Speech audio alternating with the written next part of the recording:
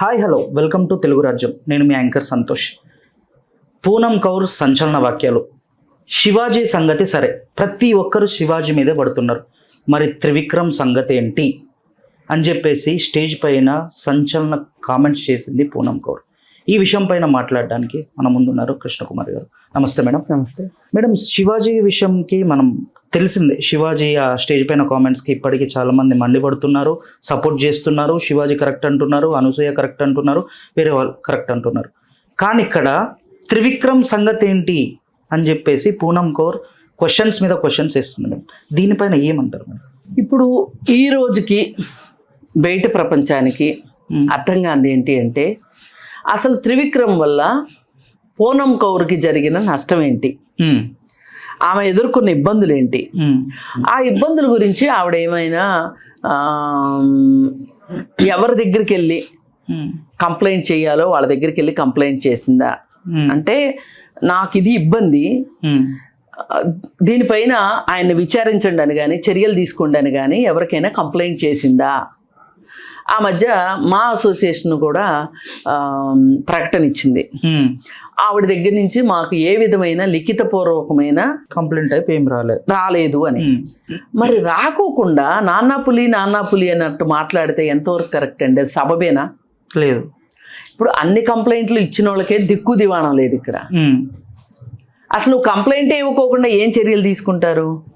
నాకు ఇదంతా చూస్తుంటే, అతడు సినిమాలో ఈ ఫ్రెండ్స్ అంతా కలిసి కూర్చుని మాట్లాడుకుంటా ఉంటారు. అసలు ఏం జరిగింది, అసలు ఏం జరిగింది, ఏం జరగబోతోంది అని నాకు తెలియాలి.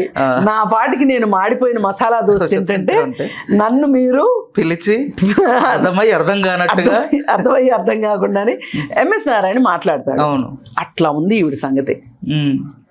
ఇప్పుడు అలా అని అశ్లీలమైన డైలాగులు రాయకుండా, అశ్లీలంగా యాక్షన్ చేయించకుండా త్రివిక్రమ్ సినిమా తీశాడనేది నా ఉద్దేశం కాదు. ఈ విషయంలో త్రివిక్రమ్ పట్ల నాకున్న అభిప్రాయాలు ఏవో ఉన్నాయి. ఇప్పుడు ఆ మధ్య గోగినేని బాబు గారు ఒక వీడియోలో మాట్లాడుతూ అన్నారు,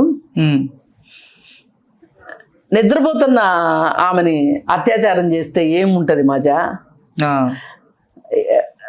మేలుకో నుండి ఎదిరించే ఆమెను చేస్తేనే, ప్రతిఘటించే వాళ్ళని చేస్తేనే మజా ఉంటుంది అని ఒక డైలాగ్ ఉందంటే, మరి ఏ సినిమాలో ఉందో నాకైతే తెలియదు. నేను 100% ఆ గోగినేని బాబు గారి వ్యాఖ్యలతో నేను ఏకీపిస్తున్నా. ఇలాంటి సంభాషణలు రాయొచ్చా? సినిమాల్లో ఉండొచ్చా? లేదు. చాలా అశ్లీలమైంది కదా ఆ డైలాగు. మాటల మాంత్రికుడు అంటారు కదా, అదే మాటల మాంత్రికుడు అంటారు. ఇదే కదా దరిద్రం. ఇప్పుడు శివాజీ ఎట్లా అయితే 4 బూత్ మాటల మధ్య ఓ మంచి మాట చెప్పాడో, 4 బూత్ మాటలు ఎగిరిపోయినాయి. ఆయన చెప్పిన మంచి మాటే తిరుగుతా ఉంది వాళ్ళ లోకంలో. అదేమంటే 95% అంటున్నారు. ఎట్లా 95% అయ్యాడు శివాజీ అంటే? ఇదంతా ఒక మ్యానిపులేషను. ముందుది వెనకది చెప్పకుండా మధ్యలో ఒక మాట చెప్పి కామెంట్ చెప్పండి అంటే కరెక్టే కదా అంటారు. ఇప్పుడు వీళ్ళంతా కృష్ణకాంత్ పార్క్ దగ్గరికి వెళ్ళి శివాజీ గారు ఆడపిల్లల్ని బట్టలు మంచిగా వేసుకోమని చెప్పాడు, దీన్ని మీరు ఏమంటారు అంటే, ఏమంటారు? వేసుకోవాలి కదా అని అంటారు కదా. నాలెడ్జ్ లేదంటలా, ఈ ముక్కే అడిగితే అంతే చెప్తారు. అసలు మీడియా ఎలా అయిపోయిందంటే, శివాజీ వర్సెస్ అనసూయ అయిపోయిన తర్వాత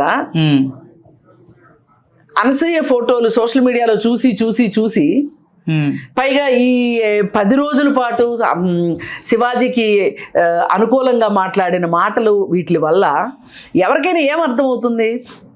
అసలు మా భర్తలు ఆడవాళ్ళకి ఎందుకు కోపం వస్తుంది, స్త్రీకి స్త్రీయే శత్రువా, ఇవన్నీ పిచ్చి డైలాగులన్నీ వాడుతున్నారు.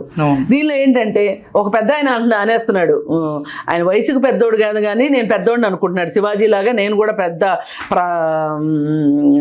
తీర్పరని అనుకుంటున్నాడు. అనుకుని ఏమంటున్నాడంటే, ఈరోజు ఆడవాళ్ళంట అనసూయ ఫోటోలు చూసి అనసూయని మనసులో పెట్టుకుని మాతో కాపురాలు చేస్తున్నారు మా భర్తలు, అందుకని వాళ్ళకి అనసూయ మీద కోపం వచ్చింది అని చెప్తున్నాడు.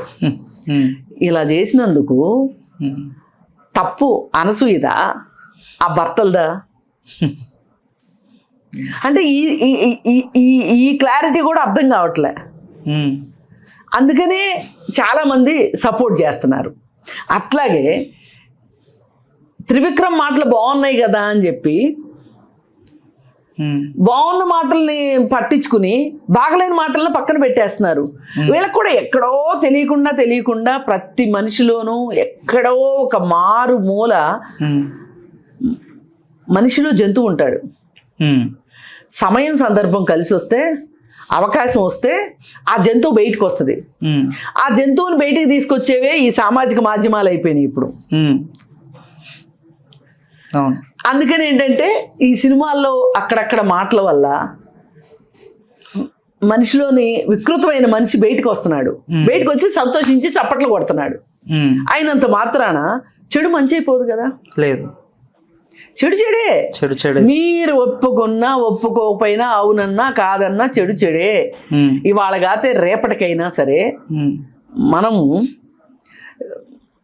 మాటల మాంత్రికుడు మాటలైనా కానీ, లేదు ఇంకొకళ్ళ ఎక్స్పోజింగ్ వల్ల కానీ జరిగే నష్టం జరిగి తీరుతుంది. ఇది మనం మన బాధ్యత ఏంటి అంటే ఇక్కడ మనం ఎక్స్పోజింగ్ని ఆపలేము. సినిమా ఇండస్ట్రీ వేల కోట్ల ఇండస్ట్రీ, దాన్ని మారమంటే మారదు. అందుకని వీలున్నంత వరకు చట్టం ప్రకారం మనుషులు ఉండేలాగా చెయ్యడమే మన బాధ్యత. అలాగే ఇప్పుడు త్రివిక్రమ్ విషయం అయినా సరే ఈమె చట్టం ప్రకారం ముందుకు వస్తే చెప్పకుండా చూపించకుండా అని అంటాడు కదా ఎంఎస్ నారాయణ, అంటాడు కదా జ్యోతిలక్ష్మి జయమాల్ని డాన్స్ లాగా చేస్తే ఎట్లా అని అంటాడు కదా.